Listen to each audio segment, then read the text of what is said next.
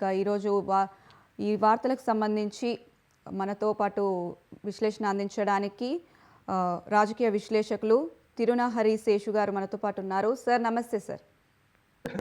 నమస్కారం. దేశంలోనే తొలిసారి ఏపీలో పౌర సేవలు అందించేందుకు, ప్రజల నుంచి వినతులు స్వీకరించేందుకు, వారి అవసరాలను తీర్చేందుకు వాట్సాప్ గవర్నెన్స్కు శ్రీకారం చుట్టింది ఏపీ సర్కార్. అయితే ఈ మొత్తానికి ఏపీ సర్కార్ ఏపీలో మొదటి అడుగు, టెక్నాలజీ పరంగా మొదటి అడుగు వేసింది అనుకోవచ్చా? జనవరి 30వ తారీఖు నుండి ఆంధ్రప్రదేశ్లో 161 పౌర సేవలను అందించేటటువంటి వాట్సాప్ గవర్నెన్స్ అనేటటువంటి ఒక కొత్త ప్రయోగాన్ని తీసుకొచ్చారు. ఒక వాట్సాప్ నెంబర్ ఇస్తారు. ఆ నెంబర్ ఆధారంగా దేవాదాయ శాఖకు సంబంధించిన, మున్సిపల్ శాఖకు సంబంధించిన, విద్యుత్ శాఖకు సంబంధించిన, రెవెన్యూ శాఖకు సంబంధించిన ఈ కొన్ని కీలకమైనటువంటి శాఖలు, అట్లాగే ప్రభుత్వ సంక్షేమ పథకాలు, అన్నా క్యాంటీన్లు కానీ, సిఎంఆర్ఎఫ్ కానీ, ఇట్లాంటి సంక్షేమ పథకాలకు సంబంధించినటువంటి సేవలన్నిటినీ వినియోగించుకోవటానికి ఈ వాట్సాప్ గవర్నెన్స్ లో దాదాపు ఒక 161 సేవలను అయితే పొందుపరిచారు. అటన్నిటిని ప్రజలకు అందుబాటులోకి తీసుకొచ్చారు. అంటే దీని ద్వారా ఏంటి అంటే ప్రజలకు క్వికెస్ట్ సర్వీసెస్ అందించేటటువంటిది ఒకటైతే, ట్రాన్స్పరెన్సీ కూడా కొంత పెరుగుతుంది. అంటే మీకు టెక్నాలజీని వాడుకోవటం ద్వారా జరుగుతున్నటువంటి ఈ ప్రక్రియలో కొంత పారదర్శకత ఉంటుంది, ట్రాన్స్పరెన్సీ ఉంటుంది, కొంత అవినీతిని కూడా తగ్గించేటటువంటి అవకాశం కూడా ఉంటుంది. కాబట్టి ఒక వినూత్న ప్రయోగంగానే చెప్పాలి.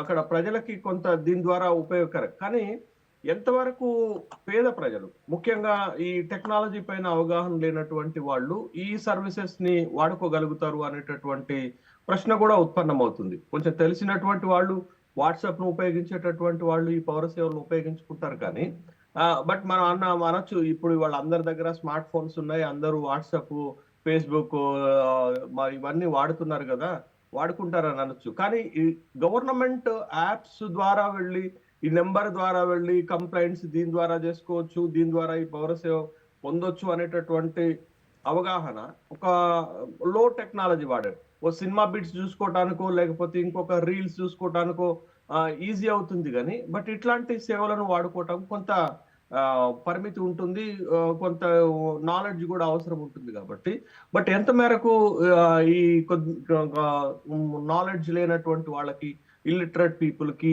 ఇది ఉపయోగపడుతుంది అనేటటువంటి ప్రశ్న మనం ఉదయిస్తుంది. కానీ మొత్తానికైతే ఒక వినూత్నమైనటువంటి ప్రయోగంగానే మనం చూడాల్సినటువంటి అవసరం ఉంటుంది. అది మొట్టమొదట దేశంలోనే ఆంధ్రప్రదేశ్ ప్రభుత్వం ప్రవేశపెట్టినటువంటిది. చూడాలి దీని ద్వారా ఎంత సక్సెస్ఫుల్ గా ప్రభుత్వము ఈ 161 సేవలకు సంబంధించినటువంటి సేవలను ప్రజలకు అందుబాటులోకి తేగలుగుతుంది, ఇవ్వగలుగుతుంది అనేది. గతంలో కూడా ఇట్లాంటివి అనేక కార్యక్రమాలు వచ్చినప్పటికి కూడా అడావుడిగా ప్రభుత్వ కార్యక్రమాలు వస్తాయండి. అవి పెద్దగా సక్సెస్ కావు, మళ్ళా పాత కథ లెక్కనే ఉంటుంది అనేటటువంటి విషయాన్ని గమనించాలి. చాలా మంది ప్రజలు ప్రతి సోమవారం నాడు స్పందన కార్యక్రమం కింద కలెక్టరేట్లకు వెళ్ళి ఒక అప్లికేషన్స్ పెట్టి, అర్జీలు పెట్టి డైరెక్ట్ గా మాట్లాడితేనే పనులు కానటువంటి సందర్భంలో ఇవాళ ఒక వాట్సాప్ ద్వారా ఒక సంక్షేమ పథకానికి సంబంధించిందో, లేకపోతే ఒక అర్జీకి సంబంధించిందో పంపితే చేస్తారా అనేటటువంటి ఒక ప్రశ్న అయితే వస్తుంది. అయితే ఇప్పటికే మనం విద్యుత్ బిల్లులు, లేకపోతే పన్నులు, ఇవన్నిటి కూడా మనం వాట్సాప్ ద్వారానే, మనకి వాళ్ళు ఇచ్చినటువంటి ఐడీస్ ద్వారానే చెల్లిస్తున్నటువంటి సందర్భం ఉంది. కాకపోతే ఆ చెల్లింపులకు, దీని చెల్లింపులకు కొద్దిగా సులభతరం అవుతుంది. గతంలో కంటే కూడా కొంచెం ఈజియెస్ట్ మెథడ్ గా దీన్ని, ఈ యాప్ ను రూపొందించినట్లుగా మనకి కనపడుతుంది. కాబట్టి బట్ టెక్నాలజీని గవర్నెన్సీలో వాడుకోవటం వల్ల కొంత మేలైతే జరుగుతుంది. క్వికెస్ట్ సర్వీసెస్ ప్రజలకు అందేటటువంటి అవకాశం కూడా ఉంటుంది. అలాగే 161 సేవలు అందుబాటులోకి వస్తున్నాయి. కానీ ప్రజల యొక్క సమాచారాన్ని సైబర్ నేరగాల చేతులకు దక్కకుండా చూసుకునే రెస్పాన్సిబిలిటీ కూడా గవర్నమెంట్ పైన ఉంది. మరి దీన్ని ఎలా చూస్తారంటారు? ఖచ్చితంగా ఇప్పుడు ఇవాళ టెక్నాలజీ వాడుతున్నటువంటి సందర్భంలో ఈ వ్యక్తిగత గోప్యతకు సంబంధించినటువంటి, పర్సనల్ ప్రైవసీకి సంబంధించినటువంటి ప్రశ్నలు ఉత్పన్నమవుతున్నటువంటి సందర్భంలో, అది ఆధార్ కార్డు వచ్చినప్పుడు, ఆధార్ కార్డు లింక్ చేయమన్నప్పుడు, తర్వాత అనేక సందర్భాలలో ఈ ప్రశ్నలు ఉదయిస్తున్నప్పటికీ కూడా బట్ మనం టెక్నాలజీ మన జీవితంలో ఒక భాగం అయిపోయింది. కాబట్టి కొంత వ్యక్తిగత గోప్యతను తస్కరించేటటువంటిది, లేకపోతే అట్లా సైబర్ అటాక్స్ జరిగేటటువంటి అవకాశం ఉంటుంది. అట్లా జరగకుండా ప్రభుత్వమే ఆ టెక్నాలజీని రూపొందించినటువంటి వాళ్ళే సెక్యూరిటీస్ ని పెట్టుకోవాల్సినటువంటి అవసరం ఉంటుంది. ఎంతైనా ఇప్పుడు ప్రపంచంలో పెద్ద టెక్నాలజీ వారే జరుగుతుంది కదండి. ఇప్పుడు చాట్ జీపీటీకి డీప్ సీక్ మధ్య జరుగుతున్నటువంటి వార్ను మనం చూసాం. బట్ అవును. డీప్ సీక్ సంబంధించినటువంటి సందేహాలు వస్తున్నటువంటి సందర్భంలో 90% వాళ్ళు సెక్యూరిటీ లేకుండానే వాళ్ళు థెఫ్టింగ్ చేసి సమాచారాన్ని వాడుతున్నట్లుగా మనకు కనపడుతుంది కదా.